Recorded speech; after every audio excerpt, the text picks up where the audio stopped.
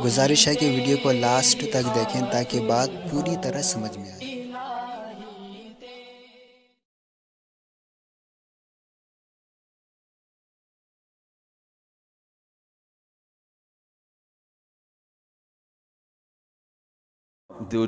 جو لوگ دینداری کی طرف منسوب ہیں، میں دیندار اس لیے نہیں کہہ رہا کہ وہ دیندار ہوتے نہیں ہیں، دین تو پورے دین پہ چلنے کو دیندار کہا جائے گا نا بھائی۔ جذباتیت، جو دماغوں میں شدت پسندی ہے، یہ اس نے بیڑا غرق کر کے رکھا ہوا ہے۔ کسی کی زبان سے کوئی لفظ غلط نکل گیا ممبر پہ یا کہیں میڈیا پہ، اس کی ایسی کی تیسی، یہ تو گستاخ رسول ہے، یہ تو توہین رسالت کا منکر ہے، یہ تو قادیانیوں کا وہ سپورٹر ہے، یہ تو جو ہے وہ علماء کے خلاف ہے۔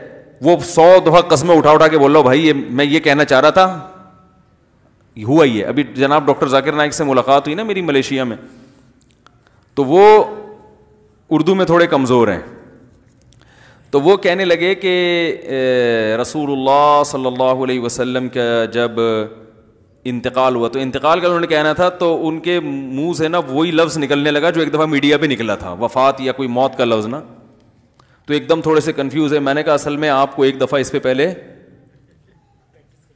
وہ یعنی ایک دھچکا لگ چکا ہے نا، پتہ نہیں کیا لفظ ان کی زبان سے نکلا تھا، مردہ کا لفظ نکلا تھا شاید، ہاں مر گئے آپ صلی اللہ علیہ وسلم، اس طرح ان کی زبان سے نکلا تھا کہ یعنی حالانکہ یہ لفظ نامناسب ہے۔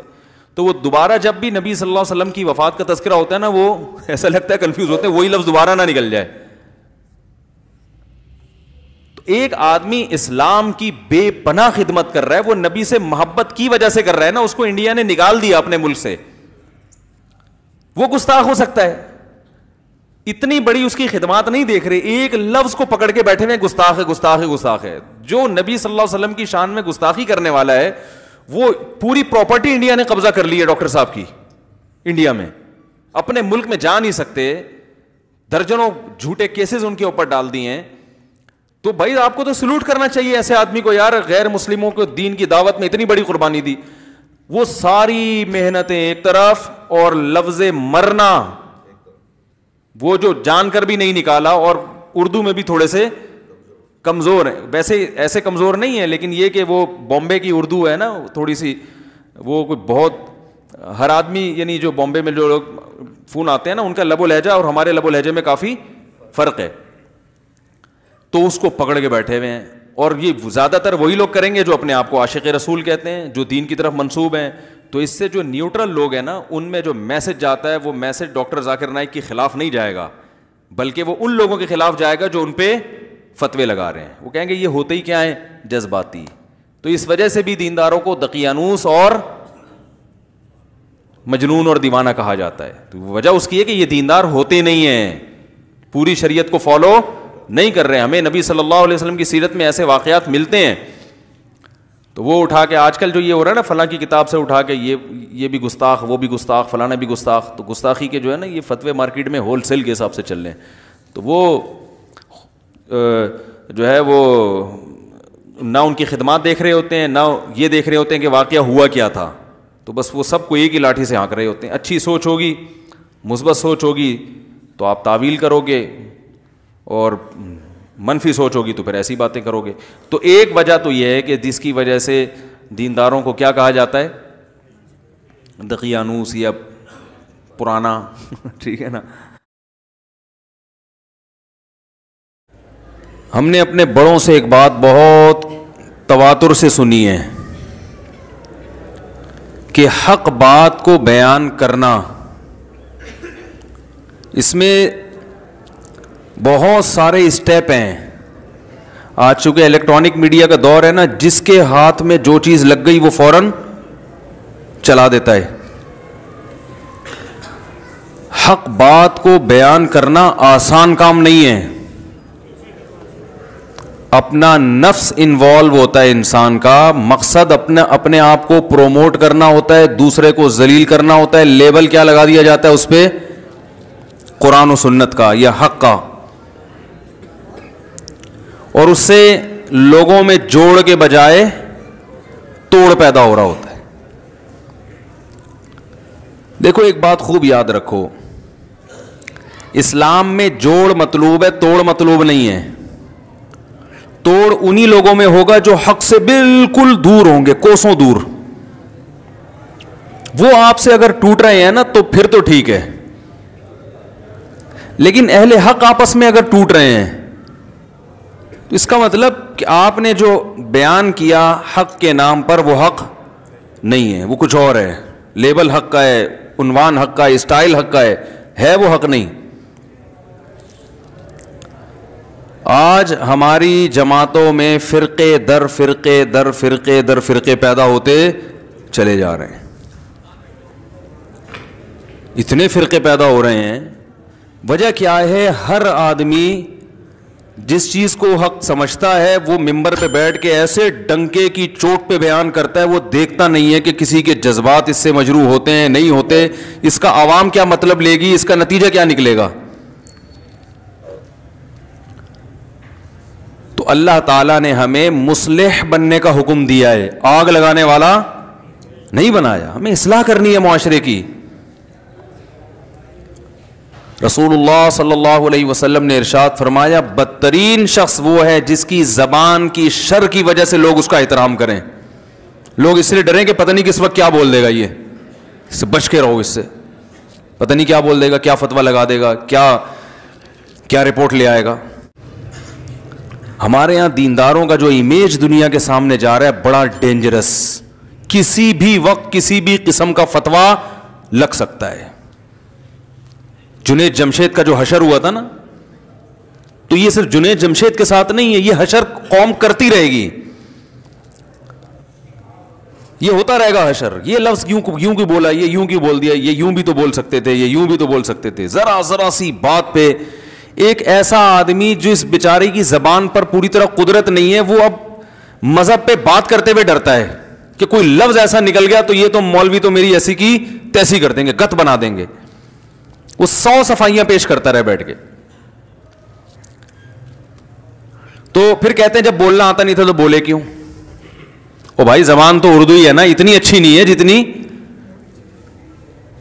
جتنی کوئی مرزا غالب کی تھی.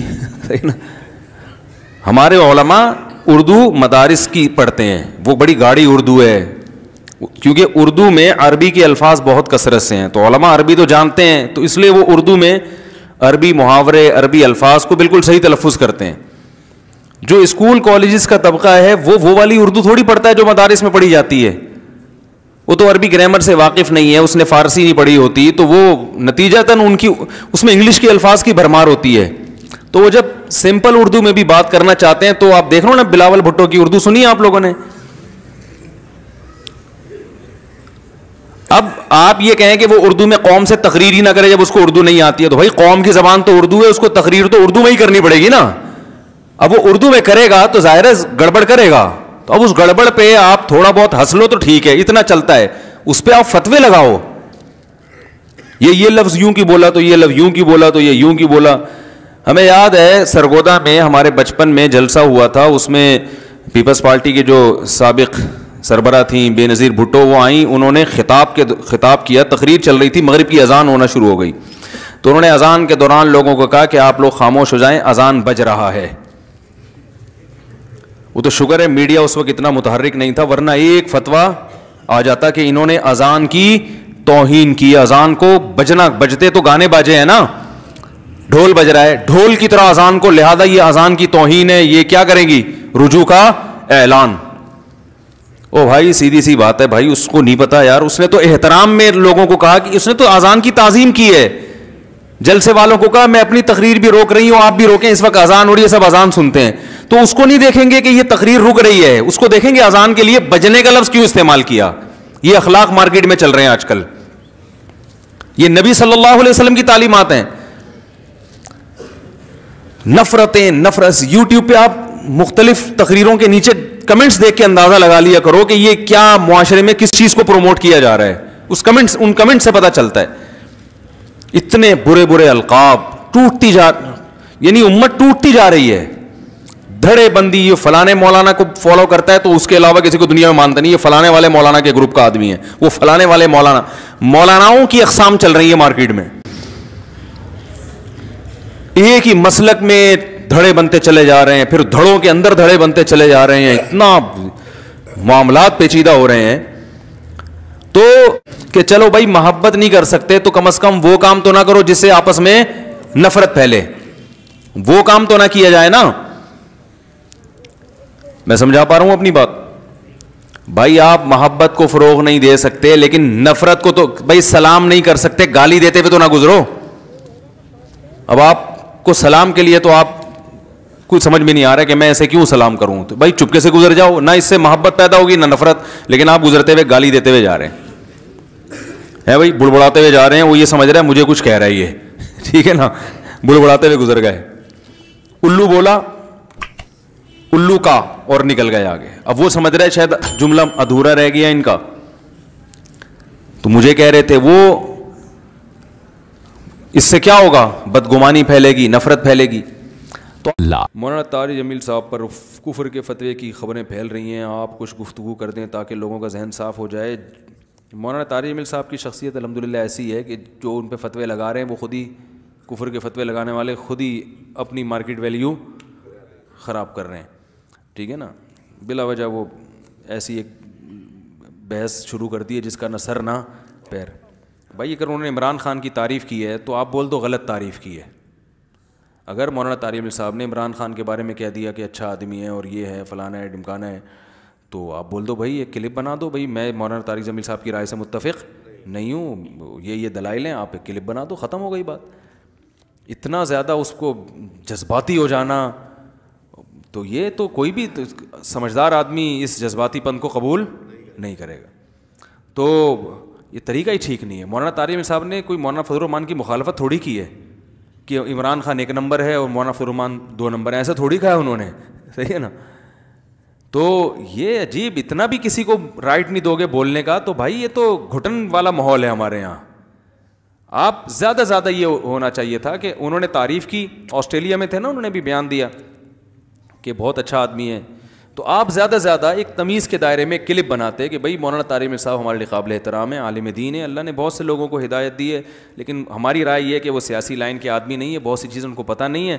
تو انہوں نے جو تعریف کی ہے ہماری رائے میں یہ غلط تعریف کی ہے, اور یہ جو یہ اس کے یہ دلائل ہے, ختم. پھر جس نے مولانا کی حمایت کرنی ہوتی وہ ایک اور کلپ بنا دیتا کہ بھائی جس نے مولانا پر اعتراض کیا ہے کہ غلط تعریف کی, تو میری رائے میں صحیح تعریف کی ہے, غلط تعریف نہیں کی. تو پھر دوسرا آتا وہ کہتا ہے نہیں صحیح کی ہے. تو یہ بحث چلتی رہتی ہے, ہمیشہ سے چل رہی ہیں ایسی بحثیں. کیا خیال ہے بھائی, چلتی رہتی, لوگ خود ہی فیصلہ کر لیتے کون صحیح ہے کون غلط ہے, نہیں بھی فیصلہ ہوتا کنفیوز ہو جاتے. تو اس میں اتنا زیادہ جب آپ جذباتی سیاست میں آ کے بنتے ہیں تو اس سے میرے بھائی مجمع ٹوٹے گا, مجمع ٹوٹے گا, امت دھڑوں میں تقسیم ہوگی. اور عین ممکن ہے کل جن سیاسی لیڈروں کی وجہ سے آپ اتنے زیادہ جذباتی ہو رہے ہو, کل وہی کمپرومائز کر لیں تو آپ کے پاس پھر کمپرومائز کا راستہ نہیں ہوگا. یہ ایسا ہوتا رہے, مشرف یوں ہے, مشرف فلانا ہے, مشرف چور ہے, مشرف ڈکٹیٹر ہے, لیکن قوم کے وسیع در مفاد میں سلو کی گئی, اور وہ سلو ممکن ہے صحیح ہو, وہ کہتے ہیں بھائی ٹھیک ہے جیسا بھی ہے, لیکن ابھی ہمیں اس سے جوڑ میں کیا ہے, بھلائی ہے. کیا خیال ہے؟ تو کہتے ہیں نا کسی سے دشمنی کرو اتنی کہ بعد میں دوستی کا بھی آپشن رہے, دوستی کرو تو اتنی کہ دشمنی بھی نبھا سکو. پھر اس دوستی میں سارے اپنے راز اس کو دے دیے, اب دشمنی کر رہے ہو تو وہ راز فاش کر رہے بیٹھ گئے. تو اتنا دل دینے کی ضرورت کیا تھی ہے بھائی, اتنا زیادہ اس سے محبت کر. میں بھی پی ٹی آئی والوں سے بھی کہتا ہوں عمران خان کی اگر آپ حمایت بھی کرتے ہو وہ بھی اعتدال سے, واپسی کا آپشن رکھو, ٹھیک ہے نا. جے یو آئی کے لیے بھی تھوڑی سی جگہ رکھو, ایسا نہ ہو کل آپ کی نظر میں عمران خان غلط ہو گیا تو جے یو آئی کو صبح شام اتنا برا والا کہا آپ نے کہ اب آپ کے پاس لوگ ماریں گے آپ کو, یار تو بول رہا تھا یہ ایسے ہیں. تو ٹھیک ہے آپ پی ٹی آئی کی حمایت کرو, جے یو آئی کے لیے بھی تھوڑا سا سافٹ کارنر رکھو, اور اگر آپ جے یو آئی کی حمایت کر رہے ہو کرو, آپ پی ٹی آئی کی مخالفت کرو, لیکن تھوڑا سا اتنا رکھو کہ کل اگر مجھے وہاں جانا پڑ گیا تو کسی منہ سے جا سکوں میں وہاں پہ. مولانا طارق جمیل صاحب نے صرف عمران خان کی حمایت کی ہے, لیکن آج اگر وہ مولانا فضل الرحمان کی حمایت کرتے ہیں تو ان پہ انگلیاں نہیں اٹھیں گی. وہ کہیں گے بھائی میں نے اس کے بھی کردار کی حمایت کی تو مجھے اس معاملے میں مولانا بڑے ٹائٹ لگے, یہ کام بڑا خاندانی ہو گیا. کوئی نہیں ان کو کہے گا آپ نے غلط کہا, کہیں گے بھائی آپ تو حق پرست ہیں, اس وقت آپ کو وہ صحیح لگا, اس وقت آپ کو یہ صحیح لگا.